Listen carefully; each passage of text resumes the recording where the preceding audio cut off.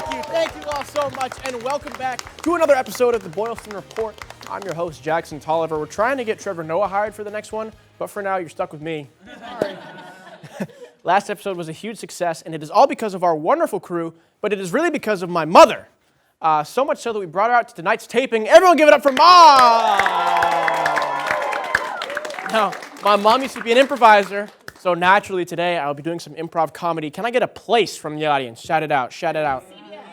I heard the White House after it was attacked during the War of 1812. Can I get a person? I heard Marge Simpson, actually. Thank you. Let's do it. Begin scene. Oh, homie. They really got us good, didn't they? End scene. Thank you. That was for you, Mom. Now, listen, we've got a lot to get into tonight, so I won't waste any more of your time. You're watching the Boylston Report.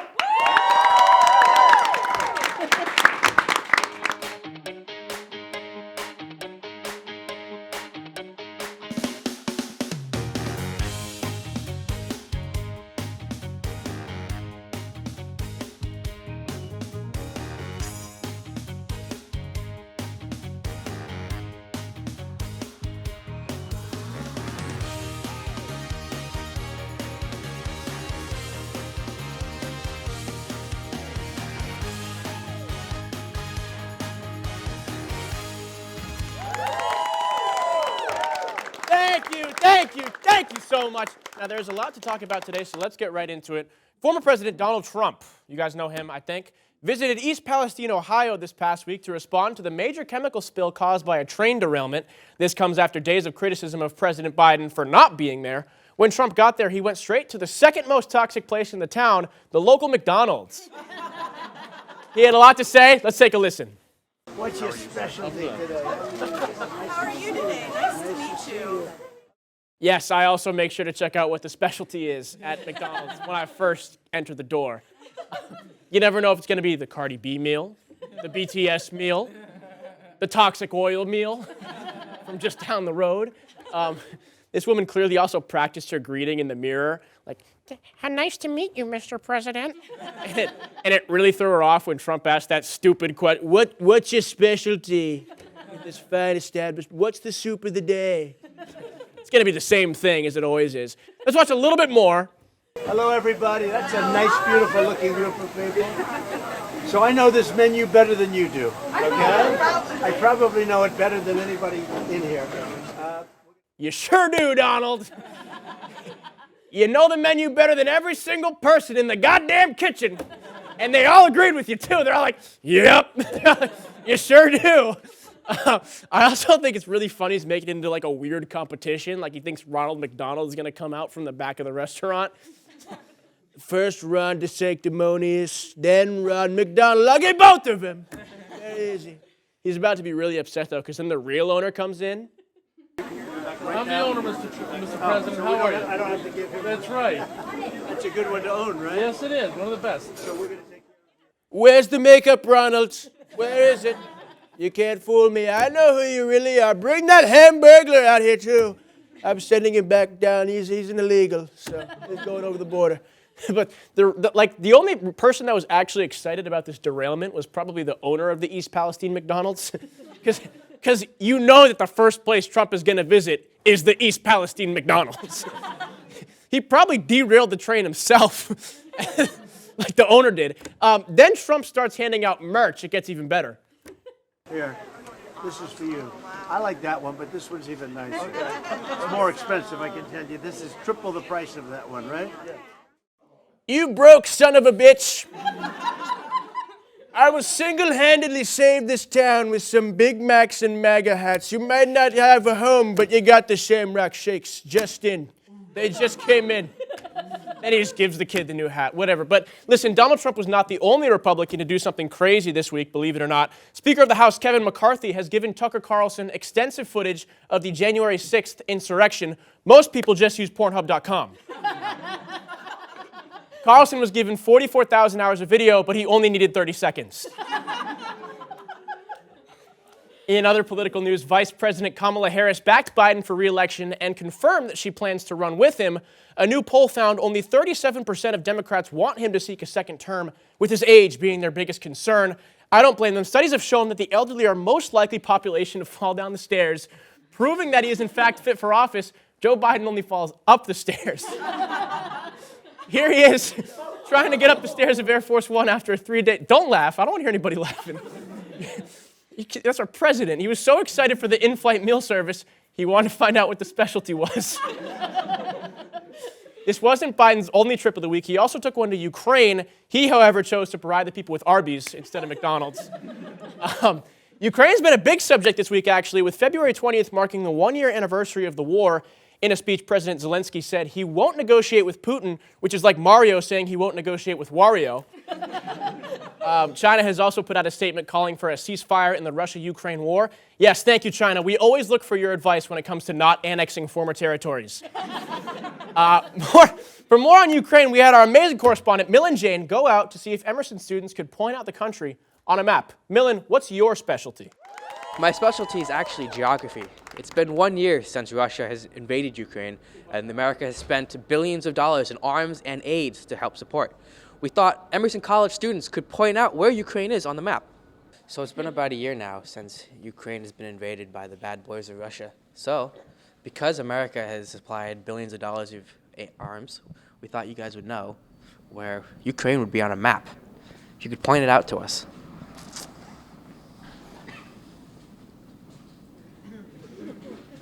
I couldn't point it out to you.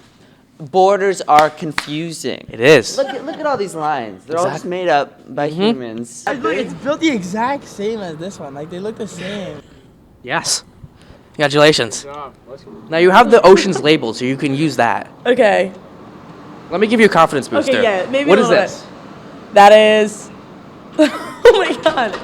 I know the ones with, like, the pictures on it. Yeah. You don't like That's us. It's United Okay, States. thank God. Now, last question.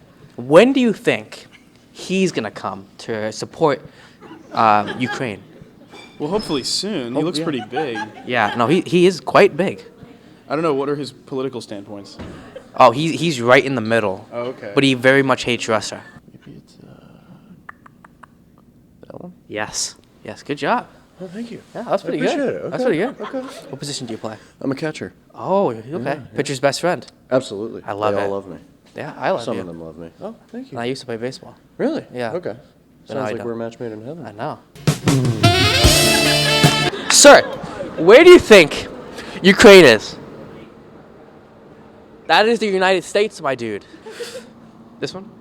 Yes, that is... not... I don't know. Oh my gosh. It's okay. She doesn't know what Canada is. 2 tickets to the Boylston Report.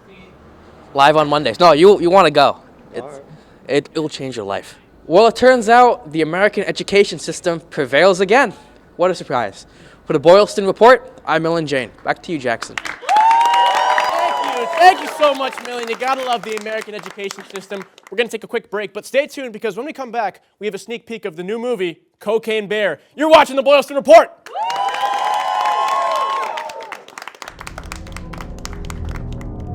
And when I arrive at my destination, I am gonna kill Bill. What? Oh, okay, cutting. Sorry, can we get some of these? Where in God's name is the gaffer's tape?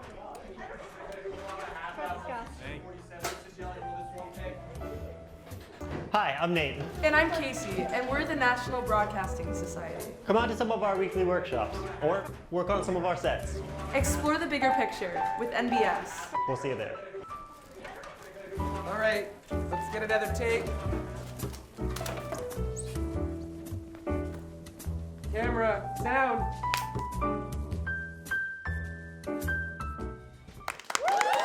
Welcome back to the Boylston Report. Everyone, we've got some more headlines for you. Publishers are releasing many of Roald Dahl's books edited to contain less offensive language. Charlie and the Chocolate Factory will now be titled Charlie and the Chocolate Co-op. James and the Giant Peach will be called James and Every Size Peach is Beautiful. However, publishers have confirmed that they will not be cutting the raunchy sex scene in Fantastic Mr. Fox. This week, Mac McClung became the first white player to win the NBA dunk contest since 1996. This also makes him the first dunk contest winner to celebrate his win by watching The Big Bang Theory. Also makes him our pick for White Boy of the Month. Congratulations, Mac! Next week, our candidates are President Zelensky, Harry Potter, and Arnold from Hey Arnold. A London museum will display classified U.S. documents obtained by WikiLeaks' Julian Assange. The classified documents being displayed include intergovernmental communications, assassination orders, and Hillary Clinton's emails.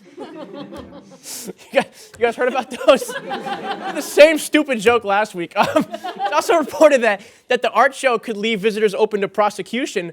Great. Well, I wish I had known that before I took my whole family there on vacation. I guess I'll have to give back the file of NSA surveillance records I bought at the gift shop. Really made for a nice coffee table book. Last week, a man stole a truck full of $48,000 worth of Cadbury cream eggs. Said the man, I was tired of the price of egg inflation. I like this guy. He's like Robin Hood if Robin Hood kept everything he stole for himself and also had type 2 diabetes. The FDA has determined that oat, soy, and almond drinks can keep calling themselves milk amid outrage from some dairy companies. The Pepsi Cola company is hoping to take advantage of this new expanded interpretation by having Mountain Dew Whiteout classified as milk as well. A bear from the St. Louis Zoo escaped for the second time this month. He broke out of his habitat in the early afternoon on Thursday in hopes of making it to the 7 p.m. showing of Cocaine Bear. Speaking of, the hit movie Cocaine Bear arrived in theaters this past weekend. We sent our correspondent Thomas Pudiak to see what all the rage was about. Thomas! I'm here at the premiere of Cocaine Bear, Universal Pictures' newest, hottest film. I'm on the street interviewing people about their thoughts on the latest flick. All right, anyone? Are you guys gonna go see Cocaine Bear? Really? Are you guys are actually gonna go see Cocaine Bear? Would you consider yourself like a cocaine bear? Or? Maybe in certain circumstances, sure. What's the circumstance? You guys are seeing Cocaine Bear? Oh my God, we're so Would you really? Are you guys willing to buy alcohol for a minor? Excuse me, sir. Are you gonna go see Cocaine Bear? No, I'm not, unfortunately. What are you gonna see? I'm gonna go see Ant-Man. I know. All right, you can leave. Are you guys gonna go see Cocaine Bear? Yeah. You seen Cocaine Bear? That's really? Yeah. Do you guys have any opinions on this Chinese spy balloon? What movie are you guys going to see? Are you guys seeing Cocaine Bear? Cocaine Bear, let's go! I love Cocaine Bear. Hey, you, are you going to see Cocaine Bear right now? Are you gonna go see Cocaine Bear? Get your headphones out. Are you gonna go see Cocaine Bear? I thought they already made the album. No, it's Cocaine Bear. Yeah. What are your thoughts on the Chinese spy balloon, dog? Are we sure it's Chinese? You look like a cocaine bear, sir. Come in here. Oh my Come God. in here. Yeah, have you seen? There's a new movie. It's called Cocaine. I saw it. You saw it? It was an amazing movie. Okay. It was very entertaining. It was funnier than I thought it was gonna be. I thought it was gonna be like kind of bullshit. It wasn't. It was like entertaining. It was? I didn't care about the characters at all. They weren't good, but I think they were like bad people on purpose. So like I didn't care about them dying. Really? It was good. Can I ask you another question? Yeah. What's up? What do you think about Joe Biden union busting the railroad workers?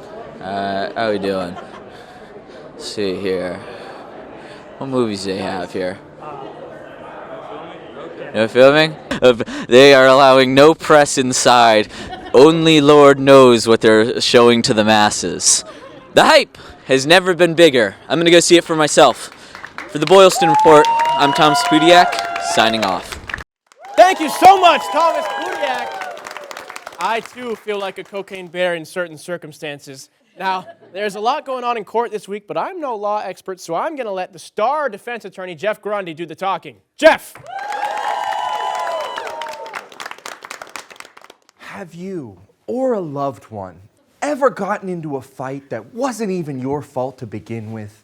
I mean, you make one little slip up, and things happen. They had it coming. Anyways, and everybody keeps nagging you about it. Oh, friends, family, TMZ. You go out to get your mail one day, and they put you in handcuffs. I mean, you didn't mean to do this, right? Doesn't matter. My name's Jeff Grundy, and I defend murderers. I mean, alleged murderers, but I'm pretty damn good at it, too. And if there's one thing I've learned in my years in this industry, is that you, yes, you can get away with murder. Believe me, I've tried. All you need is a star attorney. Okay, now let me direct your case. Look at the case of Taylor Shabusiness. Imagine you and your lover, you take a bunch of drugs. It's Friday. Have a little fun. And then you get into a bit of a tussle, but now you're in court with a lawyer who's trying to get you to take a plea deal. The Shabusinesses didn't raise a loser. So you hit him. Good job, Taylor. That's how you show the jury you're innocent. I'll see you soon. Or what about the case of Brian Walsh? Little old Brian was charged with murder after the disappearance of his wife, Anna. Now, when Brian found out his wife was missing, he had some burning questions, like anyone would. But he took them to Google. And you can't tell me you've never woke up wondering, how long before a body starts to smell? Or 10 ways to dispose of a dead body if you really, needed to. The only thing Brian Walsh is guilty of is not using incognito mode. Did he really look up all that stuff on Google? Oh, it's really bad. Can we pull it up? Are we pulling it up? Perfect. Is it better to throw crime scene clothes away or wash them? Sustainable fashion is in, and that's kind of all I have to say about that. Hacksaw, best tool to dismember? I'm not a tool guy. How am I supposed to know? Now, can baking soda make a body smell good? I'm really happy that we've moved on from essential oils. Hygiene is important. Can you be charged with murder without a body? Clearly, it's hypothetical. I mean, when does it ever really... What is the rate of decomposition a body found in a plastic bag compared to a surface in the woods? Science! Science! I think we did similar things in 3rd, 4th grade. Yeah. No, it's just harmless questions from a man who was obviously very concerned about his wife. Okay. I think I'm following what you're saying. And don't even get me started on the case of Alex Murdaugh, the powerful lawyer, doctor, judge, special prosecutor. He's not all of those roles. But he was wrongfully accused of being involved with the double murder of his wife and son. I say wrongfully accused. They say my client, Mr. Murdaugh, killed his family to distract from his other scandals? Small financial hiccups at the best. Since when was fraud, money laundering, tax evasion, forgery even a crime? It's what we have to do to get ahead. Now I know, I can already hear you complain. Oh, Jeff, he was clearly caught on video in the background of his son's last Snapchat video, even though he said he wasn't at the crime. Snapchat? I don't believe a single thing I've seen on Snapchat. Do you believe what you see online? Could have been a filter for all I know.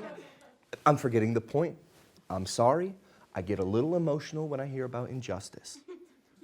So remember, if you or a loved one has ever made a small, manageable, murderous mistake, you know who to call. And if your lawyer fails, you give him the shabusiness.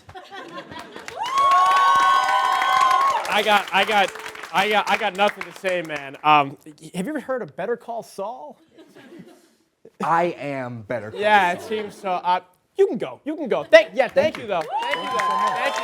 Thank you. Get him out of here. That guy's crazy. Thank you so much, Jeff. We're going to take a quick break, but when we come back, I got the chance to talk with two experts about a bill that would make school lunches free. Don't go anywhere. You're watching the Boylston Report. Hi, I'm Mary Malloy, the host of Speechless, and you're watching the Emerson Channel. Welcome back to the Boylston Report. We are talking about an important news event today. There's a renewed push in the State House to allow students in Massachusetts to eat free at school, regardless of their household income. During the COVID pandemic, the federal government made school lunches free for all students, but that pandemic-era funding has expired. Now there's a new bill proposed in the State House to make universal school meals permanent in Massachusetts. We brought in some experts that actually know what they're talking about when it comes to the socioeconomics of school lunches. Please welcome Carl and Johnny, everybody. All right, so we're going to start with some questions. First of all, what grade are you guys in? Third. I'm inside third. He's inside fifth. I'm inside of fifth. Johnny, please do not speak for me. Okay, very experienced, very experienced. Now, what are your thoughts on school lunches? Pizza sticks! Meatball subs. Okay, why do you like those things? I like pizza sticks because they're really just the ends of pizzas with cheese inside of them. There's any part of pizzas that actually have cheese or anything on them. Uh-huh. Okay. I like meatball subs. And they're filled with cheese. I like meatball subs because I have a dairy allergy, and at my school they serve it without cheese. And I really like the combination of roll, meatballs, and tomato sauce. Okay, the bun, the meatballs, and the sauce. That's a great ingredient list for a meatball sub, indeed. Now, what is your least favorite thing to get at school? Peanut butter and jelly. Okay, PB&J. Carl? So my least favorite is sun butter and fluff because the cafeteria sun butter looks like paint. And it tastes like paint. Have you actually eaten paint? No, not voluntarily. Involuntarily? No, I never ate paint before. I've never eaten paint before. Now, in your opinion, would your favorite food taste better if the State Department of Elementary and Secondary Education paid for any costs not covered by federal funds like the legislation filed by Representative Andy Vargas of Haverhill and Senator Sal DiDomenico of Everett would require?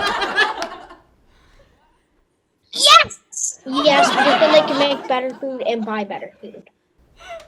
Very insightful. Very insightful. Now, supporters of the bipartisan bill say that on top of feeding children, this legislation would remove the stigma that many families face when deciding if they should apply for free or discounted school meals. And already California, Maine, and Colorado have all passed universal school meal policies. Carl and Johnny, do you guys think Massachusetts could be next? Do you have any other questions? One more question. What food do you like outside of school? Ramen. Macarons. Basically any Chinese food. Okay. Well, I'll definitely take notes about this. Something I want to say. Yes. So I feel like a lot of schools serve pizza on Fridays. Uh-huh. And pizza. Do you no. Have you ever been to a school that does that? I think I've seen a few schools that definitely do pizzas on Fridays myself. Yes. I just don't like it because I have a dairy allergy, and I know one other kid who has a dairy allergy. And by Friday, we have to restock at the grocery store. So, kind of an annoying thing for me. Well, thank you guys so much for joining us. Give it up for Carl and Johnny, everyone.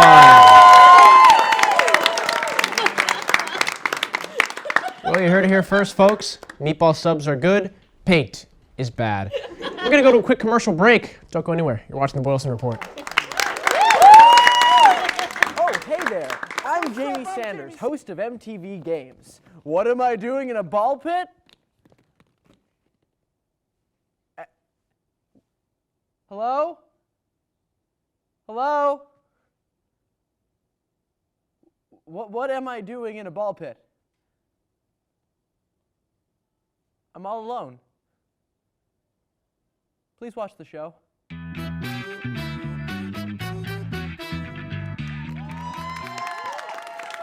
Thank you. Welcome back to the Boylston Report. It's hard to follow up on that interview we just had, but just hours ago, Mark Zuckerberg announced a new team at Meta are working on AI products for Instagram and WhatsApp.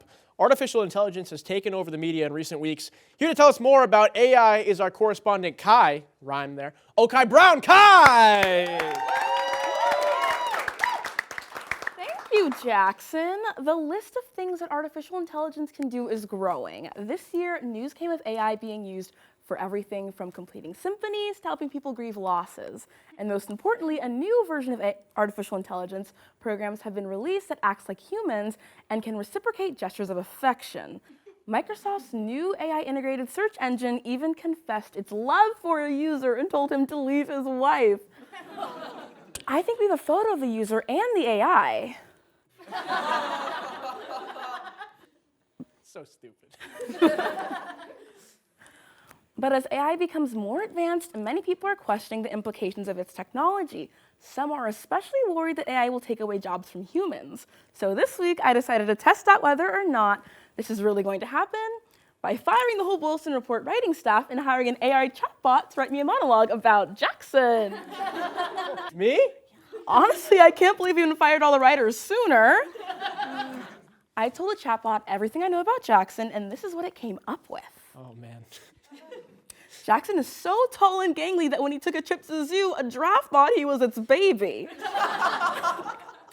Hey, Jackson, Ellen DeGeneres called and she wants her haircut back.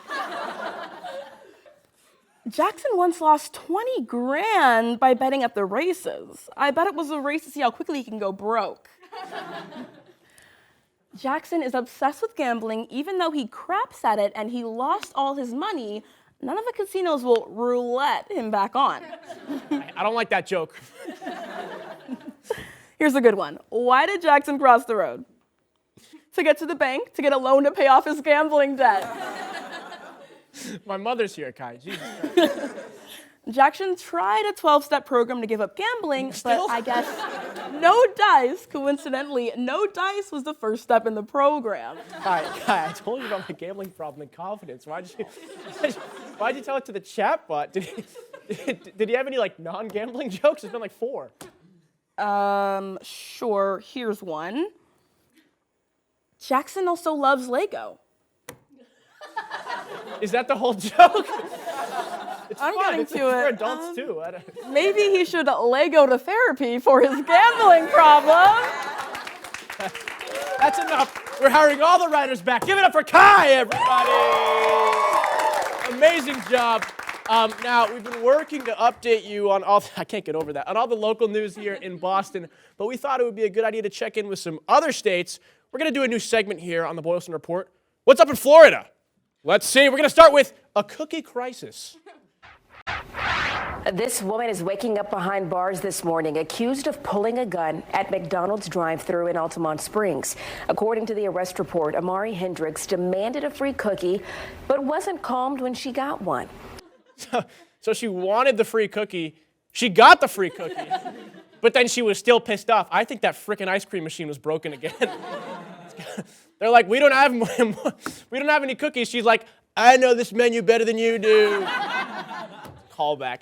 Now we got a goofy gator guy. Alligator roundup you saw right here on Local 10. We're hearing from the officer who detained the scaly suspect. Local 10's Louis Gary is in the newsroom with more. Police say the 6.5-foot gator first went back into the water and then came back out. You can see officers trying to surround it with their patrol cars before one of them gets out. After trying several times to lasso the gator, that officer finally captures the gator with a tow rope before tying it to the cruiser. It's a soft rope. I was able to lasso it around its top legs, and it was in the midsection where I was able to just to hold it and secure it so that it wouldn't go out into the street. Just hold that bad boy and secure it, right? Florida's the only state where they have special jail cells just for the alligators they arrest. Now the worst part is that the albino alligator did the same thing and just got a slap on the wrist and a few hours of community service. Jesus Christ, who wrote that one? Okay, now we got one more story. 41-year-old Thomas Colucci called the Hernando County Sheriff's Office Friday night. Authorities say he told deputies he bought meth from a man he met at a bar. He said, all right, me and my friend are coming over to give it to you. And I heard him laughing in the background. Colucci told authorities he was a, quote, experienced drug user who, quote, knew what it should feel like. And when I broke it up, it looked just like it. So I sniffed a little bit. And what I think I got was bath salt. Colucci then requests an unmarked squad car from the dispatcher. I don't want anybody to come in the house because I'm really paranoid these guys are plotting to kill me. Okay. Can you just send an unmarked car so I could show him what he sold me? I really just want to show a police officer what he sold me. I don't blame him. I just thought that was a service that they like provide in Florida. I mean, I also love the voice of the 911 operator as he just plays along. He sounds like a helpful customer, honestly. Sounds like a customer service worker even, and this guy's trying to get a refund on his meth without a receipt. I don't know if it's better or worse that when they tested it, they found out that it actually was meth. On the one hand, he got arrested, but on the other hand, at least he wasn't scammed, right? I mean, it's Florida, so So the man thanked the police officers by checking, he actually gave them some of the meth. That's Southern hospitality for you, I guess, these days. We're going to end things here for the night. Thank you so much for tuning in. We hope you feel informed about all that is going on in the world and had a few laughs along the way as we consider that our specialty. I'm Jackson Tolliver. We'll see you next time on the Boylston Report.